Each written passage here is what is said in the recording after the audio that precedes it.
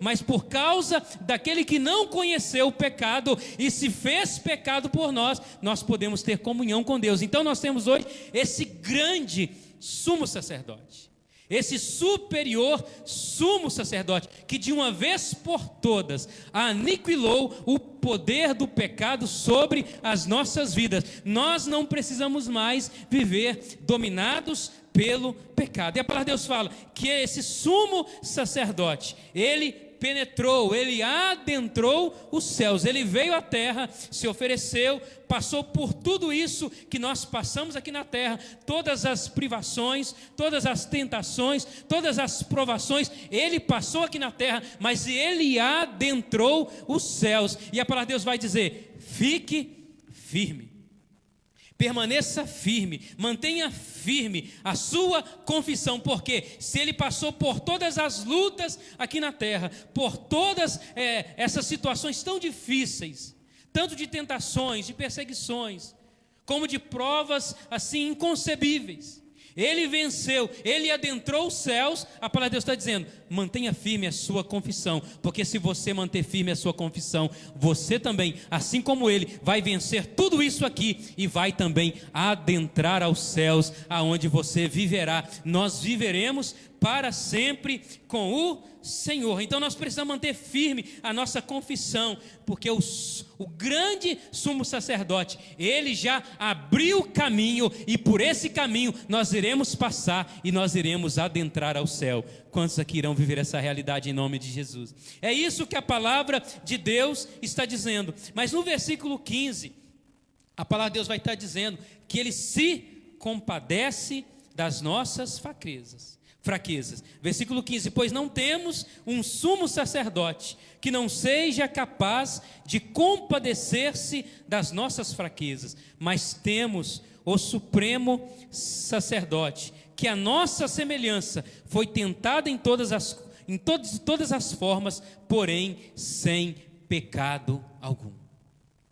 Meus irmãos, quando nós olhamos para esse texto, e a palavra de Deus vai estar dizendo que eu posso prevalecer nesta vida, porque nós temos um sumo sacerdote, que ele se identificou com a minha e com a sua humanidade, e ele conhece, ele entende cada uma das minhas e das suas fraquezas, e ele se compadece para me ajudar, ele se compadece para vencer as fraquezas, habitando em um corpo dominado por fraqueza, por tantas dificuldades. A palavra de Deus está dizendo: ele olha para o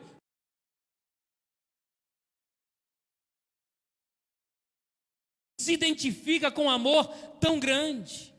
A palavra de Deus vai dizer em Romanos: prova o seu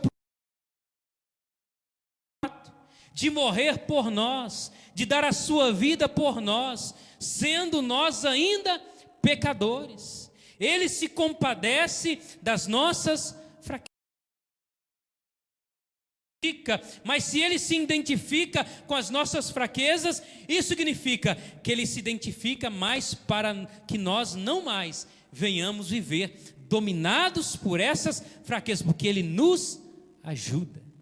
Ele se compadece para nos ajudar, para mostrar para mim e para você que nós não precisamos mais viver dominado pelas fraquezas, pelas nossas fragilidades, ainda que no sentido natural elas existam, mas já veio a realidade do sobrenatural, daquilo que Cristo realizou na cruz do Calvário.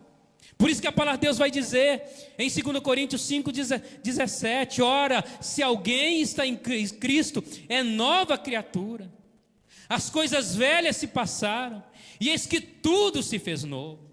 Ei, você hoje é uma nova espécie, é uma nova realidade. Você e eu estamos no nosso sentido físico, natural, como seres humanos, cheio de fragilidades, cheio de fraquezas, mas todas elas têm que se dobrar ao poderio de Cristo em nossas vidas. todas elas têm que se dobrar ao poderio de Cristo em nossa vida. É uma decisão, eu viver dominado, deixando as fraquezas, as fragilidades prevalecer, ou exatamente tomar a decisão nessa noite, a partir de hoje, o poderio, a soberania de Cristo vai prevalecer em meio a todas as minhas fraquezas.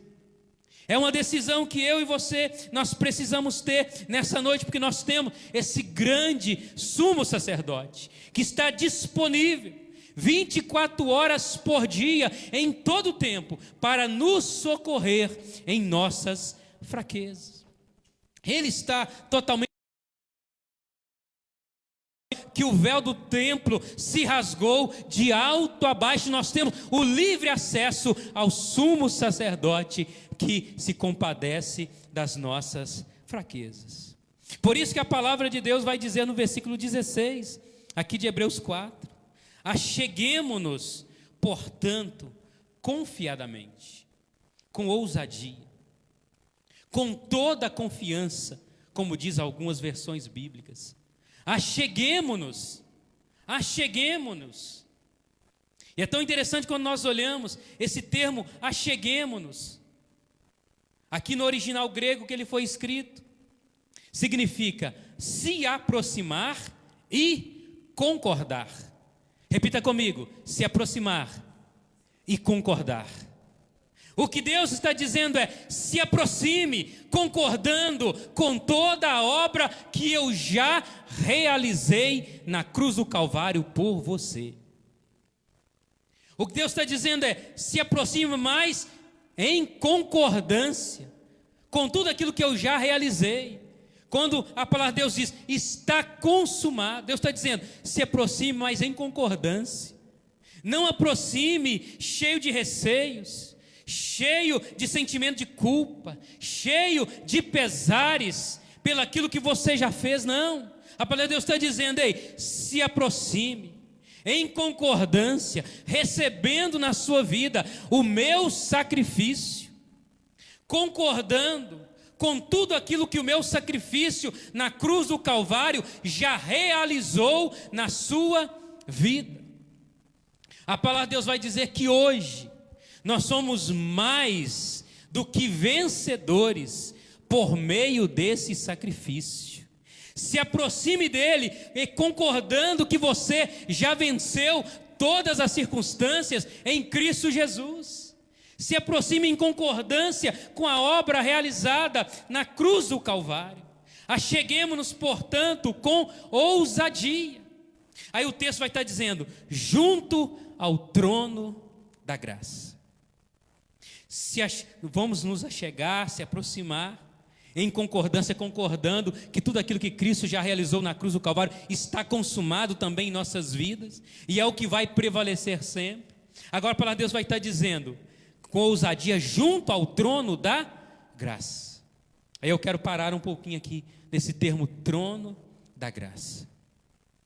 Quando se fala de trono, qual a figura que vem na nossa mente? A primeira figura que vem na nossa mente, a figura de um rei. E o que o rei está fazendo? Está reinando, está governando. A palavra de Deus está dizendo que a graça tem um trono. A palavra de Deus está dizendo, a graça está reinando. A graça está governando. Sabe o que a palavra de Deus está me ensinando? Sabe o que a palavra de Deus está te ensinando nesta noite? Ei, o que governa a sua vida é a graça. O que governa a sua vida, o que reina em sua vida é a graça. E quando nós falamos da graça, nós falamos sim do favor imerecido que Cristo realizou em favor da minha e da sua vida. Quando nós falamos da graça, nós nos lembramos de 2 Coríntios 5, 21, que vai dizer que aquele que não conheceu o pecado, ele foi oferecido como oferta por todos os nossos pecados, para que nele hoje nós fôssemos justiça de Deus. A palavra de Deus está dizendo, o que governa a sua vida, trono, graça.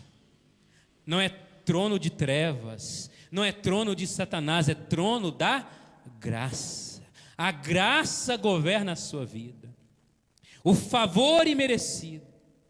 E a palavra de Deus está dizendo, ele não conheceu o pecado, se colocou como oferta e ofereceu-se em sacrifício por todos os nossos pecados, para que hoje, quando Deus olha para nós, Ele não vê mais pecado, vê justiça. E entenda nessa noite, quando Deus olha para você, Ele não vê pecados, Ele levou os meus pecados. Eu não estou falando de uma pessoa que vive na prática do pecado, deliberadamente na prática, não estou falando isso. Eu estou falando que nós que recebemos a Cristo Jesus, mesmo com todas as nossas fragilidades, com as nossas dificuldades, e mesmo que algumas vezes nós erramos o alvo, quando Deus olha para nós, Ele vê justiça, Ele vê Cristo, o Cordeiro Imaculado de Deus, sobre as nossas vidas. Trono, o que reina, o que governa a minha e a sua vida é a graça. É a graça. Por isso que eu preciso me aproximar concordando com a obra que Cristo realizou na cruz do Calvário. Quando nós falamos dessa realidade, que a graça é a graça que reina em nossas vidas, nós devemos compreender o que a palavra de Deus vai dizer em Colossenses 1,13. Se a graça reina em nossa vida, a graça já realizou uma obra. Colossenses 1,13 vai declarar: Ele nos libertou do império das trevas e nos transportou para o reino do Filho do seu amor. O que reina em nossa vida agora já não é uma realidade de trevas. Nós vivemos em um mundo em trevas, em um mundo em desespero, mas o que reina em nossa vida é essa realidade. Nós já fomos libertos do império das trevas. E é tão interessante que a palavra de Deus usa o termo império. Quando se fala de um imperador, fala daquele que se impõe. As trevas tentaram se impor sobre a nossa vida, mas Ele nos libertou, Ele nos arrancou das trevas e nos transportou para o reino da luz. Então hoje o que governa a sua vida? A graça, e na graça não tem trevas, tem luz. A sua vida já foi iluminada. Não aceite trevas na sua vida, não aceite a realidade de trevas na sua vida, porque a sua vida já foi transportada das trevas para o reino da luz. A graça já fez isso na minha e na sua vida. Essa graça está reinando. Efésios, no capítulo 2, versículos 5 ao 7. Efésios, no capítulo 2, versículos 5 ao 7. Diz assim: E estando nós mortos em nossos delitos, nos deu vida juntamente com Cristo. Pela graça sois salvos. E juntamente com Ele nos ressuscitou e nos fez assentar nos lugares celestiais em Cristo Jesus. Versículo 7. Para mostrar nos séculos vindouros a suprema riqueza da sua graça em bondade para conosco em Cristo Jesus. Olha aqui, essa graça nos deu vida. O que reina em nós é o reinado da graça. E o que a graça nos concedeu? Vida. O que a graça nos concedeu? A autoridade. Nós estamos assentados nas regiões celestiais em Cristo Jesus. Entenda, existe as regiões de trevas, mas a palavra de Deus fala que nós estamos assentados nas regiões celestiais em Cristo Jesus. Nós estamos acima de todo principado e potestade e domínio das trevas. Nós estamos acima. Então, essa graça nos deu vida, nos deu autoridade, e hoje nós podemos sim exercer contra todo principado e potestade. Essa graça vai dizer mais em Romanos 8,17, que nós somos filhos, herdeiros com Cristo. Quando nós falamos de herdeiro, nós lembramos de herança. Normalmente uma herança se recebe quando há a morte de alguém. Um pai morre, o filho recebe a herança.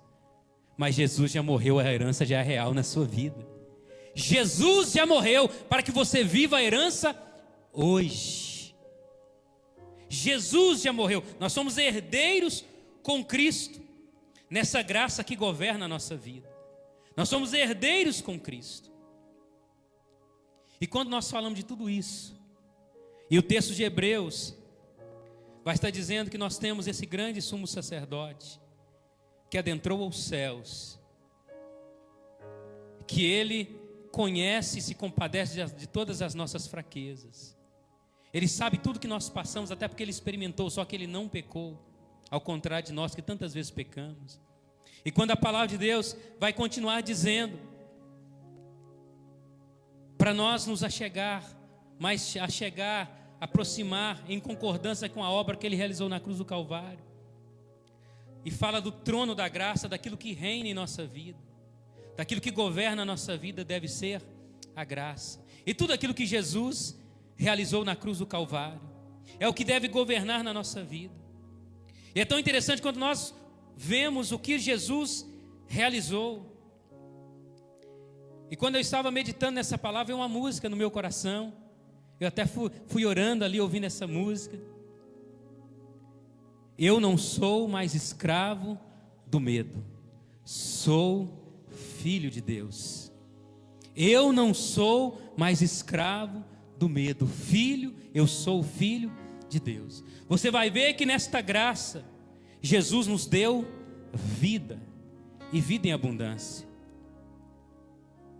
E o texto no versículo 16, no finalzinho, vai estar dizendo que tudo que Jesus fez é para que Ele possa hoje nos socorrer em toda ocasião, em toda e qualquer situação. Ele está disponível para nos socorrer, para nos ajudar.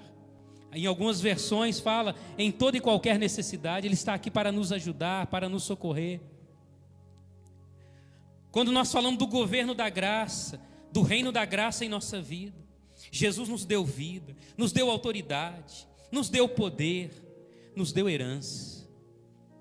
Mas lendo toda a Bíblia, você nunca vai ver ali um sinal que aponte que Jesus nos deu o medo. Jesus não nos deu o medo. Jesus nunca nos deu o medo. Ele nos deu vida, Ele nos deu autoridade, Ele nos deu poder, Ele nos deu ousadia. Ele não nos deu o medo. Ele não nos deu o medo. É porque tantas vezes talvez nós nos pegamos com medo. Se na herança de Cristo não tem o medo em nossa vida, tem vida, tem autoridade, tem ousadia, tem mais que vencedor, tem tudo posso naquele que me fortalece, tem graças a Deus que em Cristo Jesus sempre nos conduz em vitória. Por quê? Que tantas vezes quer o medo prevalecer, sendo que nessa graça nós não recebemos o medo. No reinado dessa graça não faz parte o medo. Você vai perceber e você vai entender biblicamente: o medo é a qualidade de uma pessoa que demonstra, ainda que involuntariamente, que não acredita em tudo aquilo que Jesus já fez por ela na cruz do Calvário. O medo é o sintoma que a pessoa não acredita. Não, anote isso aí. O medo é o sintoma que a pessoa não está acreditando em tudo aquilo que Cristo fez por ela na cruz do Calvário. Nós não podemos aceitar o medo na nossa vida. Até porque você vai perceber que aquilo que eu temo, eu atraio para a minha vida. Aquilo que eu tenho medo é atraído para a minha vida. Por quê? Porque exatamente demonstra que eu não estou acreditando naquilo que Jesus já fez na cruz do Calvário. Aquilo que eu temo é atraído para a minha vida. Vamos provar biblicamente? Jó, capítulo 3, versículo 25. Aqui não são meras palavras lançadas, é a palavra de Deus sendo pregada. E a palavra de Deus é viva e eficaz. E ela é mais cortante do que qualquer espada de 2 gumes.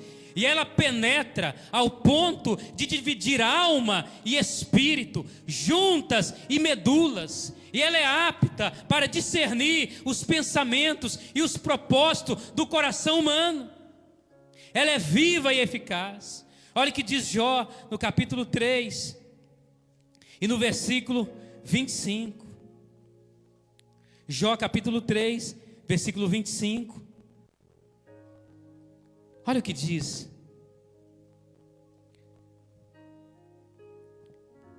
Porque aquilo, eu estou lendo aqui na versão King James fiel, porque aquilo que eu grandemente temia, me sobreveio, e aquilo que me dava tanto medo, me aconteceu.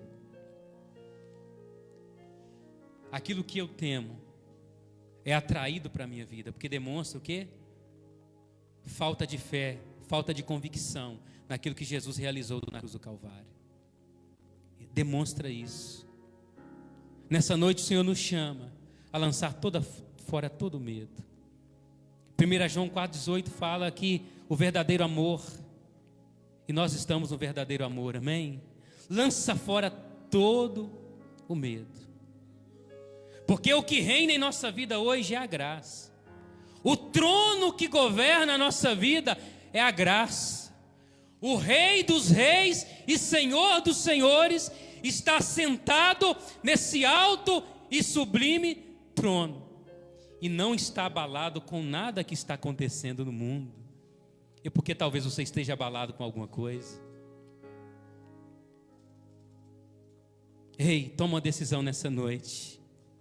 Falar: Senhor, eu vou me assentar com Jesus. Essa graça vai reinar. Somente a vida, a autoridade, o poder, a convicção da herança que eu tenho em Cristo Jesus vão reinar em minha vida. Esse medo hoje eu rejeito na autoridade que há no nome de Jesus, porque não vai acontecer aquilo que eu tenho medo, mas pelo contrário, eu vou viver a promessa da cruz do Calvário. Está consumado. Toda sorte de bênçãos nas regiões celestiais em Cristo Jesus. Não seja mais escravo do medo, mas viva o reinado da graça em sua vida. Se coloque de pé nesse momento. É uma noite tão maravilhosa quando nós reforçamos essa palavra, o reinado da graça. A graça reina em nossa vida hoje. Não mais o medo, não mais as impossibilidades, não mais o receio com o porvir, com o que há de acontecer, mas pelo contrário, a convicção que a nossa salvação está mais próxima do que quando no princípio nós cremos. Essa convicção que reina em nossa vida. Você vai receber o pão e o cálice, na medida que você for recebendo. Você pode se assentar em nome de Jesus, só por questão de organização. Você que já é batizado, você pode participar da ceia do Senhor, em nome de Jesus, lembrando desse trono, desse reinado, desse governo da graça em sua vida, em nome de Jesus, em nome de Jesus.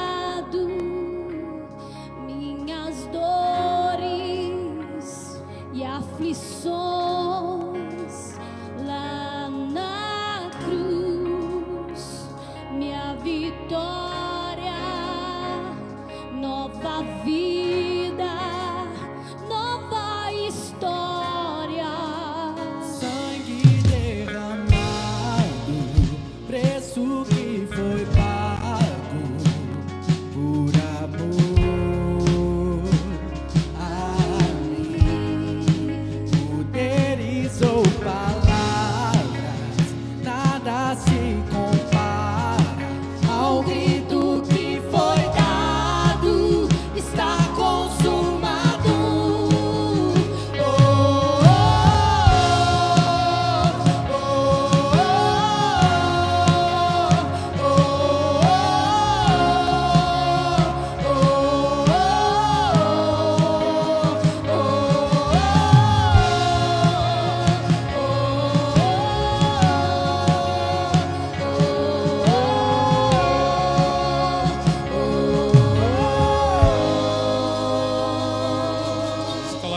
nesse momento.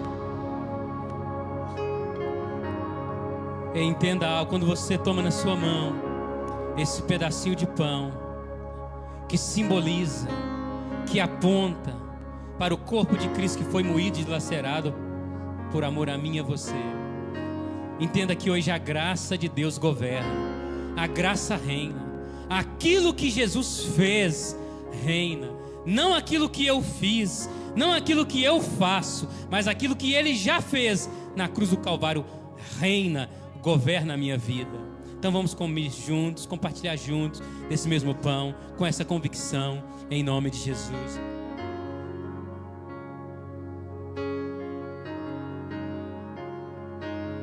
Nós estamos aqui com esse cálice, o cálice da nova aliança. E a palavra de Deus declara uma aliança superior, exatamente por isso, porque hoje a graça reina. O que reina hoje é o que Jesus já fez na cruz do Calvário, com relação a mim e a sua vida. Não as nossas fragilidades, não as nossas fraquezas, mas é o que Jesus já fez na cruz do Calvário que deve reinar em mim e em sua vida. Então não há mais um sentimento de culpa, de pesar, um peso de condenação, porque o sangue de Jesus já nos livrou. Para a liberdade, Cristo nos libertou.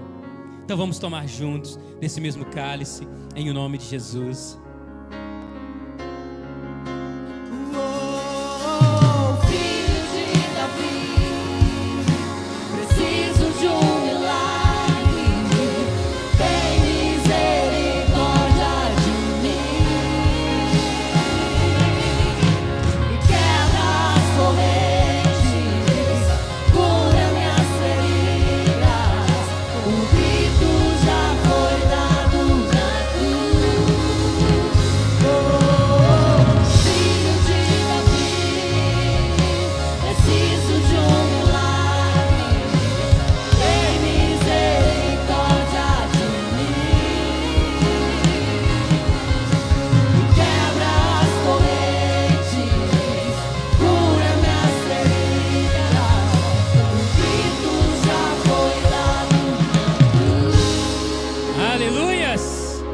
O grito já foi dado na cruz.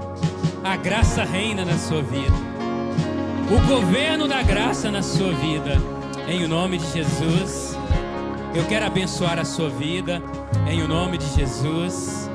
Já inicia-se o culto da juventude. Culto especial para a juventude e adolescentes. Você também, toda a igreja pode ficar e participar. Em o nome de Jesus. Quero abençoar a sua vida.